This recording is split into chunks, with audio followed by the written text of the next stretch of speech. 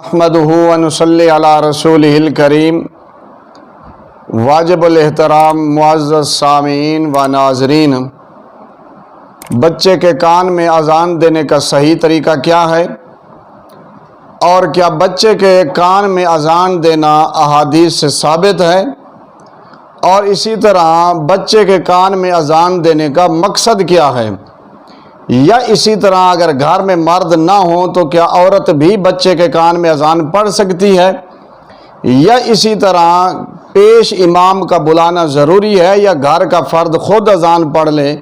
ان سارے سوالوں کے جواب آج کی اس مختصر ویڈیو میں آپ حضرات کے سامنے عرض کروں گا۔ سب سے پہلے اس بات کو سمجھیں کہ بچے کے کان میں اذان دینا یہ اجماع امت سے بھی ثابت ہے اور احادیث رسول اللہ صلی اللہ علیہ وسلم سے بھی ثابت ہے۔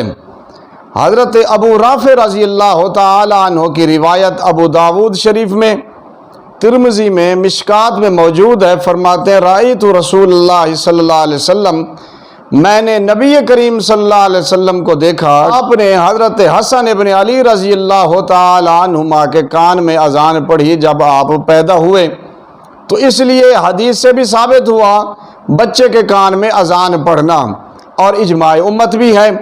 اب اس کا طریقہ کیا ہے؟ صحیح طریقہ اس کا یہ ہے کہ اذان دینے والے کا منہ جو ہے وہ قبلے کی طرف ہونا چاہیے۔ وہ خود اپنے ہاتھ پہ بچے کو اٹھائے یا قریب کھڑا ہوا کوئی فرد اسے اپنے ہاتھوں میں اٹھا کے کھڑا ہو، اور اذان دینے والا بچے کے دائیں کان میں اذان پڑھے اور اس کے بائیں کان میں اقامت کہے، اور نہ بالکل آہستہ آواز ہو نہ اتنی زور سے ہو کہ پورا محلہ سنے کہ اذان پڑھی جا رہی ہے۔ یہ اس کا صحیح طریقہ ہے، دائیں کان میں اذان پڑھنا، بائیں میں اقامت کہنا۔ اور اسی طرح کیا گھر میں اگر مرد موجود نہیں تو عورت بھی پڑھ سکتی ہے؟ تو اس کا جواب فقہاء کرام نے، علماء کرام نے دیا ہے کہ اگر گھر میں کوئی مرد موجود نہیں ہے تو پھر عورت اس کے کان میں اور آہستہ آواز سے اذان بھی کہہ سکتی ہے، تکبیر بھی کہہ سکتی ہے۔ پیش امام یا مولوی صاحب یا پیر صاحب کا ہونا ضروری ہے یا گھر کا فرد خود بھی پڑھ سکتا ہے اذان؟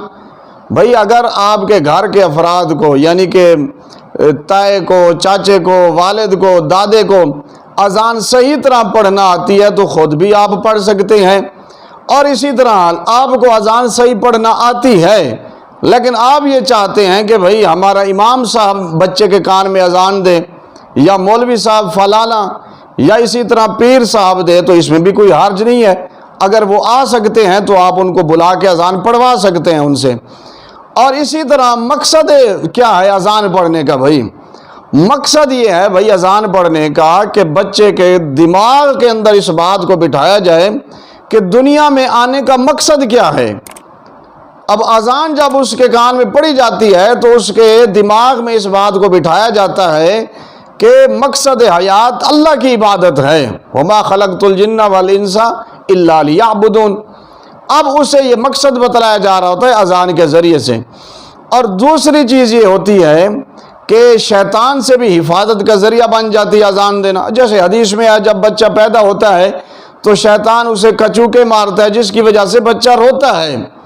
اب جب اذان اس کے کان میں پڑھی جاتی ہے یا اذان دی جاتی ہے وہاں پر تو شیطان بھاگ جاتا ہے اور شیطان سے اس کی حفاظت ہو جاتی ہے۔ تو اس کا مقصد اذان کا یہی ہے، ایک تو بچے کے ذہن میں مقصد حیات بٹھانا ہوتا ہے، اور اسی طرح یہ ہے کہ اب بچہ رات کے وقت پیدا ہوا، 10 بجے، 9 بجے، 11 بجے، 12 بجے، اذان جو ہے اگلے دن 12 بجے پڑھی جا رہی ہے۔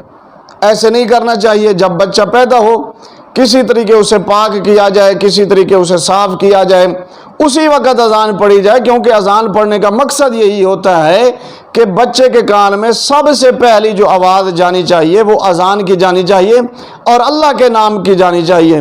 اور اگر آپ نے 12 گھنٹے کے بعد پڑھی تو پھر کیا فائدہ ہوا؟ اتنی دیر میں تو کئی ساری آوازیں بچے کے ذہن میں بیٹھ چکی ہیں۔